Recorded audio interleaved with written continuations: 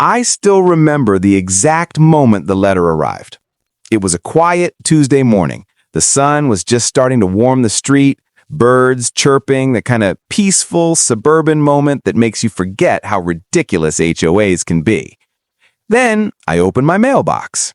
Inside was a thick white envelope with bold red letters stamped across the front. Final notice. My first thought, what now? I hadn't painted my house a weird color. My grass was cut. My trash cans were exactly where they were supposed to be. I followed every rule because I knew how HOA boards love to nitpick. But when I opened the letter, I almost dropped it. A $5,000 fine. $5,000! According to the letter, I had violated HOA regulations by installing a non-approved structure on community land. The structure? My fence. A normal wooden fence I had installed months earlier. And the craziest part? They claimed the fence was built on HOA property. I stared at the letter thinking this had to be some kind of mistake. I checked the address again. Nope. My house number, my name. Then I saw the signature at the bottom. Karen. Yes, that was actually her name. And if you've ever dealt with HOA boards, you already know exactly the type of person I'm talking about. Karen had become HOA president 6 months earlier, and ever since then, the neighborhood felt like it was being run by a dictator with a clipboard. She fined people for parking in their own driveways the wrong way. She complained about garden decorations. She once tried to fine my neighbor because his Christmas lights were too bright. So when I saw her name on that letter, I knew exactly where this was coming from. But $5,000? That was a new level of crazy. I walked straight inside, grabbed my phone, and called the number listed on the notice. She answered on the third ring. HOA office, this is Karen. I tried to stay calm. Hi, Karen, this is Zane from Maple Ridge Lane. I just received a notice saying I owe $5,000 for a fence violation. There was a pause. Then she said something that immediately made my blood boil. Yes, that fence was installed on HOA land without approval. You'll need to remove it immediately and pay the fine. Just like that. No explanation, no discussion, just pay. I took a breath and said, Karen, that fence is on my property. She laughed. Actually laughed.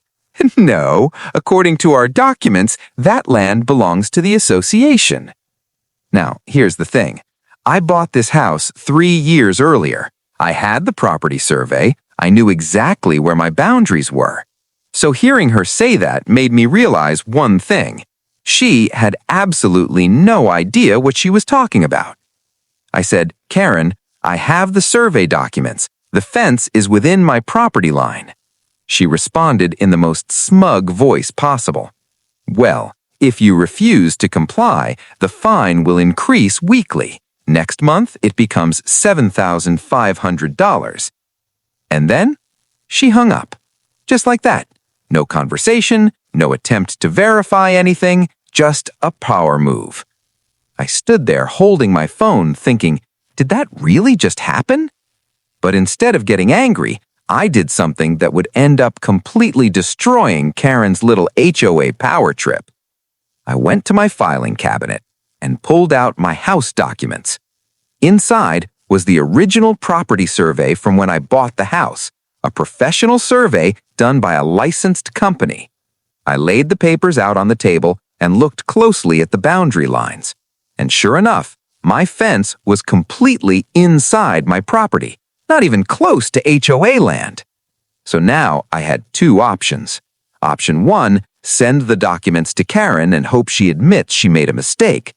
Option 2, let her dig herself deeper. I chose option 2 because something about the way she talked to me told me she wasn't interested in the truth. She just wanted control. So I waited. A week later, another letter arrived. This one was even worse. The fine had increased to $6,000 and now included a threat of legal action if the fence wasn't removed within 10 days. That's when I realized Karen wasn't bluffing. She was fully convinced she was right. And that's when I decided it was time to make a few callbacks. First, I contacted the survey company that handled my property when I bought the house. I asked them to double-check the boundaries. 2 days later, the surveyor came out and walked the entire property line.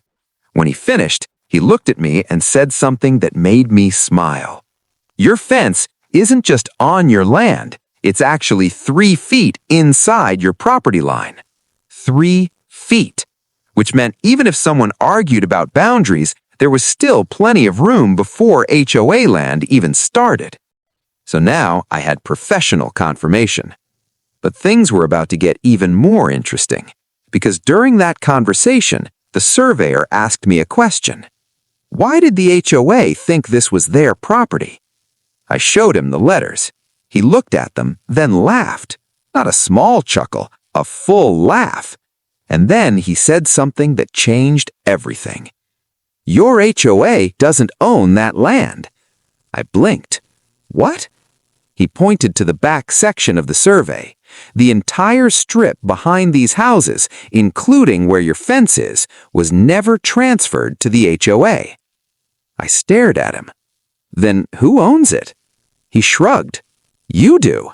For a moment I thought he was joking, but he wasn't. When the neighborhood was originally built, the developer had divided the land in a strange way.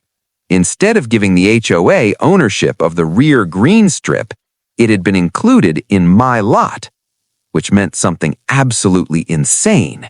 Not only was my fence legal, but the land Karen claimed belonged to the HOA was actually mine. And suddenly, all those threatening letters became a big problem for her. But I still didn't tell the HOA anything. Instead, I waited for the next move. And it came faster than I expected. 3 days later, I came home from work and saw something unbelievable. Karen was standing in my backyard with 2 HOA board members and a contractor. They were measuring my fence. I walked up and asked the obvious question, "Why are you in my yard?" Karen didn't even look embarrassed. She crossed her arms and said, "We are preparing to remove the illegal structure." I laughed. I couldn't help it, because at that moment I realized she had made the biggest mistake of her entire HOA career. I pulled out my phone and started recording. "Karen, you're on private property." She rolled her eyes. "No, this belongs to the HOA." That was the moment I had been waiting for, because I reached into my folder and pulled out the updated survey documents and said the words that completely changed the mood. Actually, I own this land. You could literally see the confusion on her face. She grabbed the papers, looked at them, then looked back at me. "That's not possible." I pointed to the official survey stamp. "It's registered with the county." One of the board members leaned over and started reading the map. His eyes got wide. Then he whispered something to Karen. And suddenly the confidence disappeared from her face. But the damage had already been done.